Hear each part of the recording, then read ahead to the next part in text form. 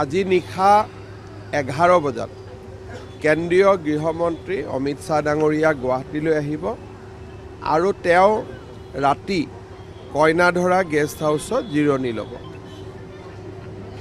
অহাকালি ৰাতিপুৱা 10 বজাত তেখেত শ্বহীদ স্মাৰকলৈ যাব আৰু অসম আন্দোলনৰ জাতীয় শ্বহীদসকললৈ শ্ৰদ্ধাঞ্জলি জ্ঞাপন কৰিব। তাৰ পিছত তেখেত বৰদোৱালৈ যাব। বৰদোৱা বটদ্ৰৱাত মহাপুৰুষ শ্ৰীমন্ত শংকৰদেৱ আবিৰ্ভাৱ ক্ষেত্ৰ তাৰ শুভ উদ্বোধন হ'ব। প্ৰায় 200 কোটি টকাৰে ৰাজ্য চৰকাৰে এখন সুন্দৰ আবিৰ্ভাৱ ক্ষেত্ৰ নিৰ্মাণ কৰি উলিয়াইছে। এই আবিৰ্ভাৱ ক্ষেত্ৰখনৰ আধাৰশিলাও অমিত শ্বাহ ডাঙৰীয়াই স্থাপন কৰিছিল আৰু তেখেতৰ কৰ কমলেৰে অহাকালি এই আবিৰ্ভাৱ ক্ষেত্ৰখনি উদ্বোধন কৰা হ'ব। তাৰ পিছত তেখেত গুৱাহাটীলৈ আহিব। গুৱাহাটী মহানগৰ পুলিচ আয়ুক্তৰ কাৰ্যালয় এটা আধুনিক বিল্ডিং, য'ত নেকি গোটেই গুৱাহাটীৰ ট্ৰেফিক কণ্ট্ৰল হ'ব। CCTV গোটেই গুৱাহাটীৰ CCTV য'ত চাই থাকিব পৰা হ'ব, তেনেকুৱা আধুনিক ব্যৱস্থা সম্বলিত গুৱাহাটীৰ পুলিচ আয়ুক্তৰ ভৱন তেখেতে শুভ উদ্বোধন কৰিব। তাতে এখন প্ৰদৰ্শনীও হ'ব। 3খন নতুন আইন, যি আমাৰ সংহিতা বুলি কওঁ, ন্যায় সংহিতা, এই ৰূপায়ণত অসমে প্ৰথম স্থান অধিকাৰ কৰি আছে আৰু এই বিষয়ে আমি এখন প্ৰদৰ্শনী কৰিছোঁ। তেখেতে প্ৰদৰ্শনীখন চাব। 4 বজাত তেখেত আমাৰ জ্যোতি বিষ্ণু আন্তৰ্জাতিক কলা মন্দিৰলৈ যাব আৰু 5000 আসনযুক্ত জ্যোতি বিষ্ণু আন্তৰ্জাতিক কলা মন্দিৰৰ শুভ উদ্বোধন কৰিব। শুভ উদ্বোধনী অনুষ্ঠানত সাংস্কৃতিক কৰ্মী, শিল্পী, সাহিত্যিকসকলৰ উপৰিও বিভিন্ন সময়ত অসম চৰকাৰে হৃদয়যন্ত্ৰ, বন মেৰু, পেলেটছ, বিভিন্ন ধৰণৰ আমি অস্ত্ৰোপচাৰেৰে আৰোগ্য কৰা প্ৰায় 1000 যুৱক যুৱতীও এই অনুষ্ঠানত উপস্থিত থাকিব আৰু ৰাজ্য চৰকাৰৰ এই প্ৰচেষ্টাই 10,000 অতিক্ৰম কৰিলে তাৰো এটা চেলিব্ৰেশ্যন এটা আমি কলা মন্দিৰ উদ্বোধনৰ লগতে কৰিম আৰু তাৰ পিছত গৃহমন্ত্ৰী ডাঙৰীয়া নতুন দিল্লীলৈ উভতি যাব। তেনেকুৱা ৰাজনৈতিক কথা এইবাৰ ৰখা হোৱা নাই আৰু কিন্তু স্বাভাৱিকভাৱে বৰদোৱাত তেওঁ কেশৱ মহন্তক লগ পাব, শ্বহীদ স্মাৰকত অতুল বৰাক লগ পাব, কিন্তু আনুষ্ঠানিক কোনো আলোচনা আমি ৰখা নাই আৰু মই ভাবোঁ যে অসমত আনুষ্ঠানিক আলোচনা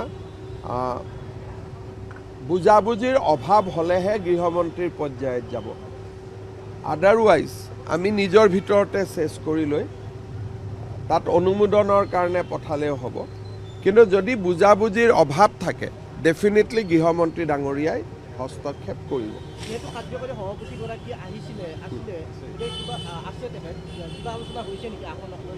তেখেতে আসনৰ বিষয়ে কথা নাপাতে। আমাৰ বিজেপিৰ ষ্ট্ৰাকচাৰটো তেনেকুৱা নহয়।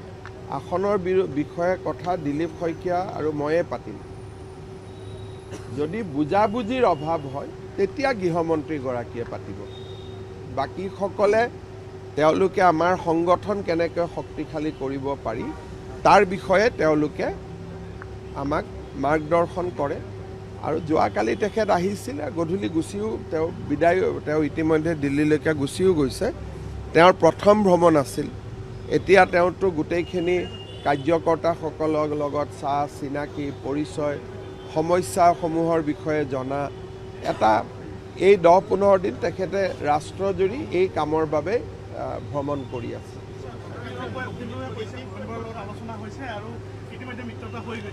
আমি অজস্ৰ শুভকামনা জনাইছোঁ। Best of luck.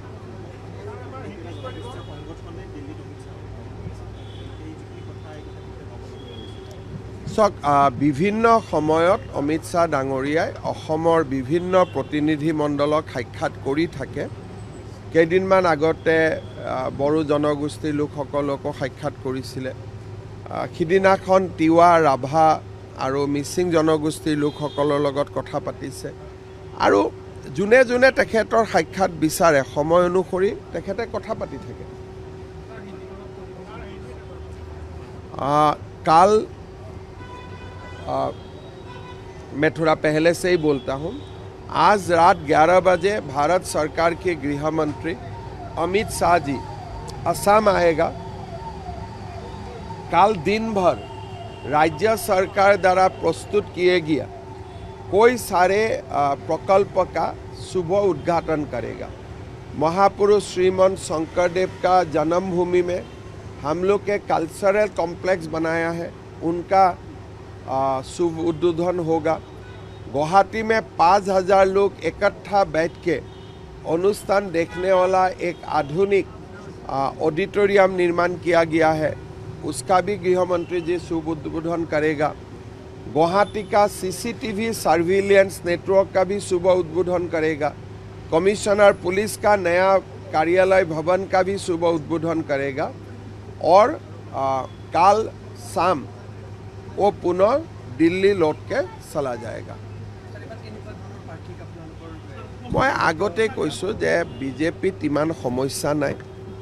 आमार बहुत विधायके आको इलेक्शन खेलिब, बहुत जगह नतुन युवमुखे आगबाड़ी आहिब, बहुत जगह नतुन महिला प्रार्थी हब। এই বিষয়ে আমাক আৰু অলপ সময় লাগিব। লাহে লাহে প্ৰক্ৰিয়াবোৰ আৰম্ভ হৈছে। মই এইটোৱে ক'লোঁ যে বিজেপিৰ প্ৰস্তুতি আপোনালোকে দেখিছে যে প্ৰতিটো দিনে আমি ৰাইজৰ মাজত আছোঁ। আৰু আমাৰ পাৰ্টিটো এনেকুৱা যে 365 দিনে আমি নিৰ্বাচনৰ কাৰণে সাজু হৈ থাকোঁ। তেনেকুৱা ধৰণৰ ইমান আপোনালোকে ভবাৰ দৰে পলিটিকেল পাৰ্টি কেলকুলেটৰ মাৰি নচলে। য'ত ভাল কেণ্ডিডেট পাম টিকট পাই যাব। হ'ব